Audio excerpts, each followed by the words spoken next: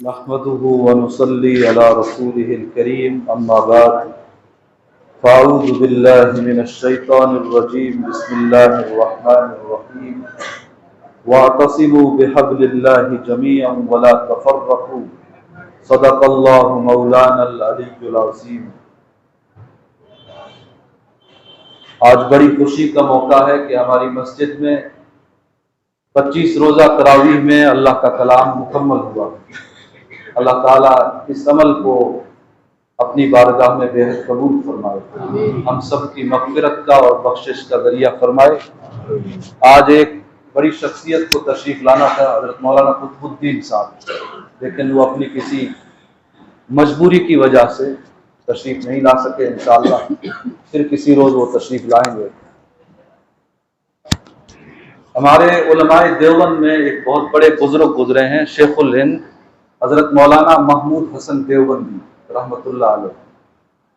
دارالعلوم دیوبند کے وہ سب سے پہلے طالب علم تھے۔ حضرت مولانا اشرف علی تھانوی کے استاد تھے، مولانا حسین احمد مدنی کے استاد تھے، بڑے بڑے لوگوں کے وہ استاد تھے۔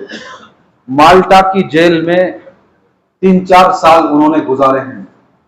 مالٹا کی جیل سے جب وہ دیوبند واپس تشریف لائے اور دارالعلوم دیوبند کی مسجد میں ان کا بیان ہوا، تو انہوں نے اپنے بیان میں فرمایا کہ مالٹا کی 3-4 سالہ قید کے زمانے میں کچھ باتیں مجھے بڑی شدت کے ساتھ محسوس ہوئی ہیں، اور میرا یقین ہے کہ وہی چیزیں ہماری کمزوری کا، مسلمانوں کی کمزوری کا، ان کی پستی کا سبب ہیں۔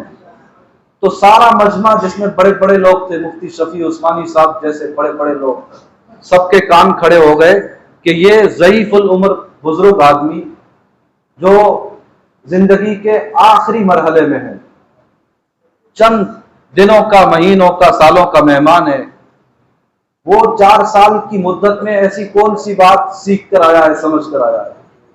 سب متوجہ ہو گئے۔ تو حضرت شیخ الہند رحمۃ اللہ علیہ نے فرمایا کہ میں نے قید کے زمانے میں خوب غور کیا کہ مسلمان ہر جگہ کمزور کیوں ہیں، پستی کی جانب کیوں رواں گواں ہیں۔ تو 2 باتیں نمایاں طور پر میری سمجھ میں آئی، ایک تو قرآن سے دوری، اور دوسرے مسلمانوں کے ہر جگہ آپس کے جھگڑے، ہر جگہ، ہر شہر میں، ہر گاؤں میں قرآن سے دوری اور آپس کے جھگڑے، یہ 2 چیزیں مسلمانوں کی کمزوری کی وجہ ہے۔ ان 2 چیزوں کی وجہ سے، قرآن سے دور ہونے کی بنا پر اور جھگڑوں میں مبتلا ہونے کی بنا پر، مسلمان ہر جگہ کمزور ہیں، ہر جگہ پستی کا شکار ہیں۔ اس لیے حضرت شیخ الہند نے فرمایا تھا کہ اب جو میری زندگی بچی ہے، اس بیان کے چند مہینے بعد ان کا انتقال ہو گیا تھا۔ علی گڑھ مسلم یونیورسٹی کے بانی بھی وہی تھے، حضرت شیخ الہند۔ اس بیان کے چند مہینے بعد حضرت کا انتقال ہو گیا تھا۔ حضرت نے فرمایا تھا اس بیان کے بعد کہ اب میں نے یہ فیصلہ کر لیا ہے کہ جو زندگی بچی ہے، میں گاؤں گاؤں جاؤں گا، شہر شہر جاؤں گا، مسلمانوں سے کہوں گا کہ خدا کے واسطے آپس کے جھگڑوں کو ختم کرو اور قرآن کو سیکھو، دوسروں کو سکھاؤ۔ قرآن سے ہماری نزدیکی اور جھگڑوں سے ہمارا اجتناب، یہ ہمیں دنیا میں بھی عزتیں عطا کرے گا، اور رب کے یہاں بھی ہم سرخرو ٹھہریں گے، وہاں بھی کامیاب ثابت ہوں گے۔ قرآن سے دوری بنائے رکھنے کے ساتھ اور جھگڑوں میں مبتلا رہنے کے ساتھ نہ ہم اس دنیا میں کامیاب ہو سکتے ہیں، نہ آخرت میں کامیاب ہو سکتے ہیں۔ آپس کے لڑائی جھگڑوں کو ہلکے میں نہیں لینا چاہیے۔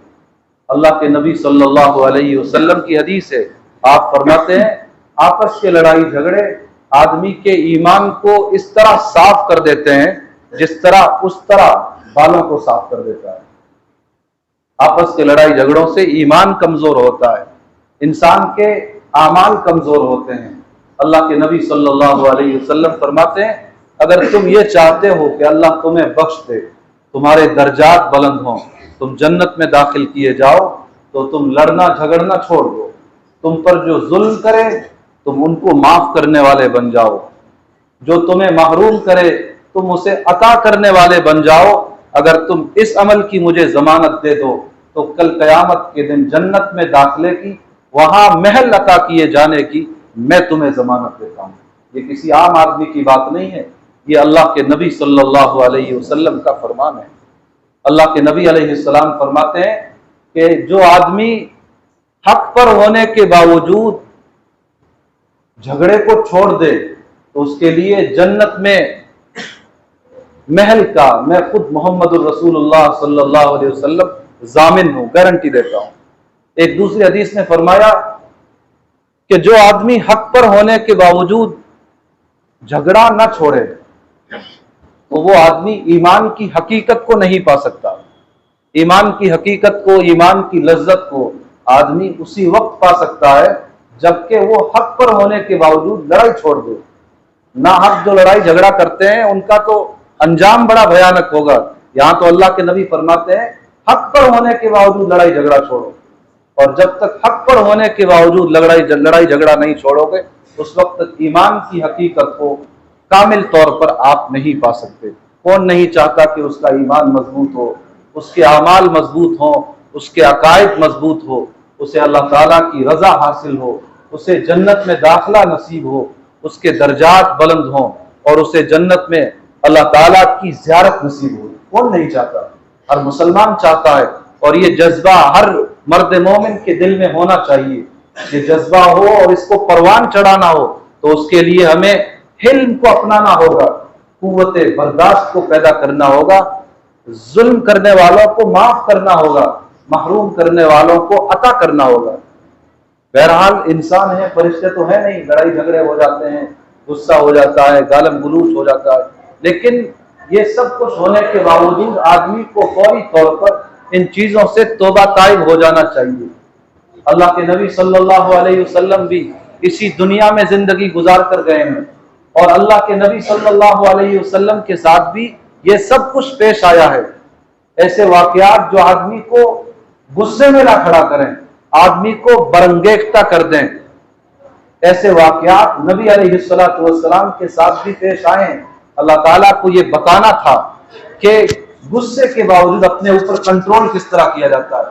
اس طرح کے واقعات نبی علیہ السلام کی زندگی میں کئی مرتبہ پیش آئے، اور اللہ کے نبی صلی اللہ علیہ وسلم نے صبر کا، حلم کا، قوت برداشت کا مثالی مظاہرہ فرمایا۔ اور قرآن کریم میں اللہ تعالیٰ نے جہاں جنت کا ذکر فرمایا ہے وہاں فرمایا ہے وَسَارِعُوا إِلَى مَغْفِرَةٍ مِّن رَّبِّكُمْ وَجَنَّةٍ عَرْضُهَا السَّمَاوَاتُ وَالْأَرْضُ أُعِدَّتْ لِلْمُتَّقِينَ۔ اے لوگوں، اپنے رب کی مغفرت کی طرف اور جنت کی طرف دوڑ لگاؤ۔ وہ جنت جس کی چوڑائی آسمان و زمین سے کہیں زیادہ ہے، اعدت للمتقین، اور وہ جنت متقیوں کے لیے تیار کی گئی ہے۔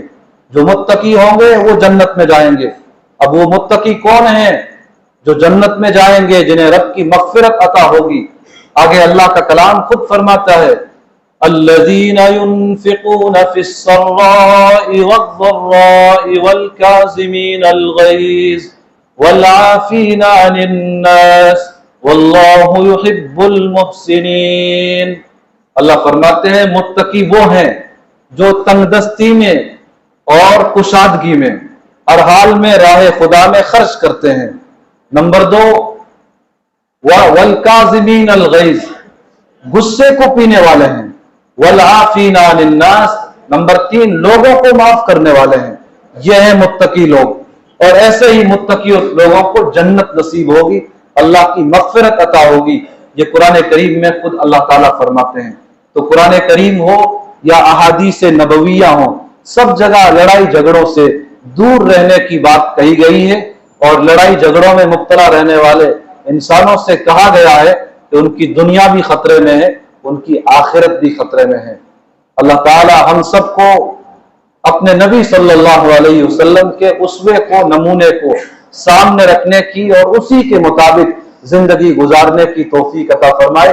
اللہ کے نبی علیہ السلام کی ایک حدیث ہے، کیونکہ اللہ کے نبی جانتے ہیں انسان کی فطرت ہے، اس کا مزاج ہے، لڑائی جھگڑے ہو ہی جاتے ہیں، لیکن اللہ کے نبی نے فرمایا جن دو آدمیوں کے درمیان جھگڑا ہو اور ان میں سے ایک پہل کرے صلح کے لیے، صفائی کے لیے قدم بڑھائے، اور دوسرا اس کے باوجود اس کو معاف نہ کرے، اس سے ہاتھ نہ ملائے، تو تو اللہ کے نبی فرماتے ہیں کہ یہ جو سامنے والا جو اپنی ضد کی وجہ سے صلح پر آمادہ نہیں ہے، کل قیامت کے دن یہ آدمی میرے ہاتھوں آب کوثر پی نہیں سکے گا۔ اندازہ لگائیے، آج ہم ظاہری رکھ رکھاؤ میں، ظاہری رکھ رکھاؤ کے فریب میں اس درجہ ضد پر اڑ جاتے ہیں کہ صلح صفائی کے لیے تیار نہیں ہوتے، معمولی لڑائی جھگڑوں کو سالوں کے لیے طول دے دیتے ہیں، بول چال سالوں کے لیے بند ہو جاتی ہے، جبکہ اللہ کے نبی کا فرمان ہے 3 دن سے زیادہ کسی مسلمان کا اپنے بھائی سے ناراض رہنا، بات چیت چھوڑ دینا حرام ہے۔ اور فرمایا جن کے بیچ میں عداوت ہو، دشمنی ہو، بول چال بند ہو، اللہ تعالیٰ کے یہاں سے ان کی مغفرت نہیں ہوتی، ان کی بخشش نہیں ہوتی، ان کے اعمال قبول نہیں ہوتے، اور فرما دیا جاتا ہے ان دونوں کو اپنے حال پر چھوڑ دو، رمضان ہو یا غیر رمضان ہو، شب قدر ہو یا شب برات ہو، ان دونوں کی مغفرت اس وقت تک نہیں ہوگی جب تک کہ یہ صلح صفائی پر آمادہ نہ ہو جائیں۔ تو یہ لڑائی جھگڑے ہمیں ختم کرنے چاہیے۔ یہ ہر جگہ کا قصہ ہے، ہمارے محلے کا نہیں، یہ ہر جگہ کی کہانی ہے، شہروں کی کہانی ہے، قریوں کی کہانی، گاؤں کی کہانی۔ ہر جگہ مسلمان قرآن سے دور ہیں اور لڑائی جھگڑوں میں مبتلا ہیں، اور شیخ الہند رحمۃ اللہ علیہ کے قول کے مطابق یہی 2 چیزیں ہماری پسپائی کا، ہماری ذلت کا اصل سبب ہے، اصل بنیاد ہے۔